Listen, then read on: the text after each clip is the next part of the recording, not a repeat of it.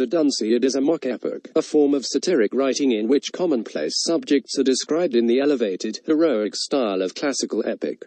By parody and deliberate misuse of heroic language and literary convention, the satirist emphasizes the triviality of the subject, which is implicitly being measured against the highest standards of human potential. Among the best-known mock epic poems of this period, in addition to the Dunciad, are John Dryden's Macflecknoe (1682) and Pope's The Rape of the Lock (1714). In The Rape of the Lock, often considered one of the highest achievements of mock epic poetry, the heroic action of epic is maintained, but the scale is sharply reduced.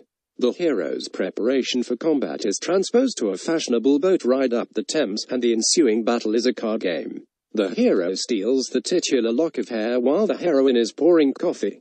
Although the mock epic mode is most commonly found in poetry, its influence was also felt in drama, most notably in John Gay's most famous work, The Beggar's Opera, 1728.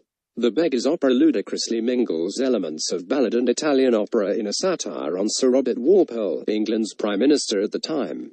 The vehicle is opera, but the characters are criminals and prostitutes.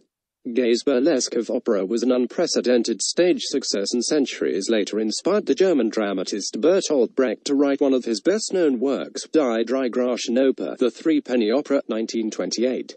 One of the most well-known mock epic works in prose from this period is Jonathan Swift's The Battle of the Books, 1704, in which the old battle between the ancient and the modern writers is fought out in a library between the bee and the spider. Although not a mock epic, the satiric impulse is also the driving force behind Jonathan Swift's Gulliver's Travels, 1726, one of the masterpieces of the period. The four parts describe different journeys of Lemuel Gulliver to Lilliput, where the pompous activities of the diminutive inhabitants is satirized. To Brobdingnag, a land of giants who laugh at Gulliver's tales of the greatness of England. To Liputa and Ligoda, inhabited by quack scientists and philosophers. And to the land of the Houyhnhnms, where horses are civilized and men, yahoos, behave like beasts.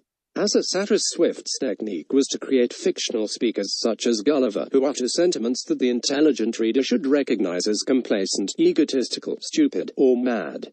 Swift is recognized as a master of understated irony, and his name has become practically synonymous with the type of satire in which outrageous statements are offered in a straight-faced manner.